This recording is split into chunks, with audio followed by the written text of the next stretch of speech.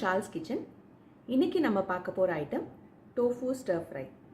இதுக்கு தேவையான பொருட்கள் ஃபர்ம் இல்லைனா extra firm tofu, cooking oil, உப்பு, சாய் சாஸ், கிக்கோமென்னு ஒரு பிராண்ட் இருக்குது, அது நல்லாயிருக்கு அந்த சாய் சாஸ், அப்புறம் காஷ்மீரி சில்லி பவுடர், அதை தவிர ஒரு பெரிய சைஸ் வெங்காயம், ஒரு பெரிய சைஸ் குடமிளகா, அப்புறம் கொஞ்சோண்டு பூண்டு, ஒரு 3 பல்லு கட் பண்ணி வச்சுருக்கேன்.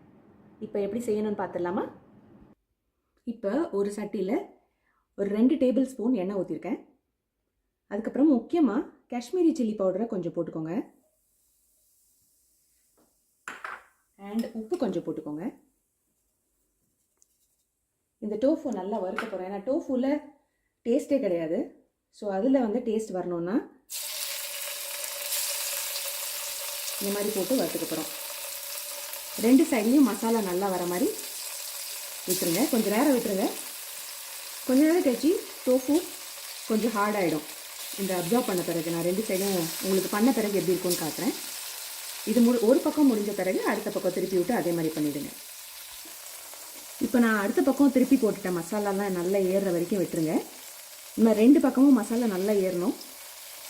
ஃபஸ்ட்டு பேட்ச் மட்டும் கொஞ்சம் நேரம் எடுக்கும். டோஃபு வறுக்கிறது தான் இருக்கிறதுலே நேரம், மற்றபடி ஐட்டம் ரொம்ப ஈஸி தான். கொஞ்சம் நேரம் விட்டுட்டிங்கன்னா மசாலாலாம் ஏறின பிறகு கொஞ்சம் ஃபர்ம் ஆகிடும் டோஃபு. உங்களுக்கு பார்த்தாலே தெரியும் 2 பக்கத்துலேயும் மசாலா ஏறிடுச்சு. இந்த ஸ்டேஜில் நம்ம எடுத்து வச்சிடலாம். அதே மாதிரி அடுத்த பேட்ச் ஆஃப் டோஃபுவையும் பண்ணி வச்சிடலாம். இப்போ அடுத்த பேட்ச் டோஃபுவையும் முதல் பேட்ச் மாதிரியே பண்ணி வச்சுக்கிட்டோம். இதை எடுத்து ஒரு பிளேட்டில் போட்டுட்டு வெஜிடபிள்ஸ் எப்படி பண்ணலான்னு பார்க்கலாம். இப்போது சட்டியில் கொஞ்சம் எண்ணெய் ஊற்றிட்டேன், 1 டேபிள் ஸ்பூன். அதில் சூடான பிறகு பூண்டு, கொஞ்சம் நல்லா வதங்க விட்டுருங்க, பூண்டு வாசனையை வராமல். அப்புறம் வெங்காயம்,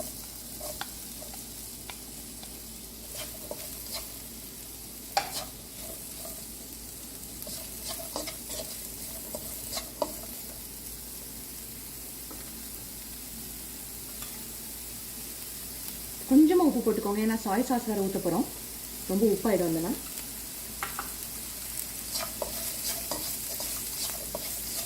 வெங்காயம் நல்லா வதங்கி வரட்டும்.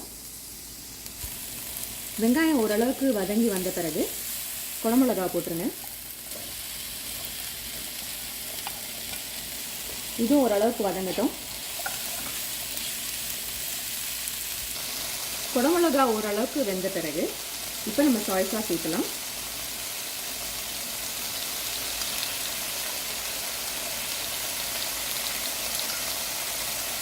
ஒரு 3 டீஸ்பூன் ஊற்றுறேன். எல்லாம் சேர்ந்து வதங்கி வரட்டும். குடமிளகாவை ரொம்ப வேக விட்டுறாதீங்க, கொஞ்சம் க்ரன்ச்சியாகவே இருக்கட்டும். இப்போ நம்ம டோஃபு போட்டுடலாம். டோஃபு ரொம்ப பெருசாக இருக்குது, போட்டாச்சு. இதை வேணால் கரண்டியால் கட் பண்ணி விட்டுருங்க வேணும்னா. அதுக்கப்புறம் எல்லாத்தையும் சேர்த்து பரட்டி விட்டுருங்க. எல்லாம் பரட்டி விட்டாச்சு. ஒரு அருமையான டோஃபு தயார். இதை நீங்களும் செஞ்சு பாருங்கள். இதை வந்து சப்பாத்திக்கு இல்லை ஃப்ரைட் ரைஸ்க்கு இல்லை வெறும் ஸ்நாக்காகவே கூட சாப்பிட்லாம். ரொம்ப சுவையாக இருக்கும். நீங்களும் ட்ரை பண்ணி பாருங்கள். உங்களுக்கு இந்த ரெசிபி பிடிச்சிருந்தீங்கன்னா லைக் பண்ணுங்கள், சப்ஸ்கிரைப்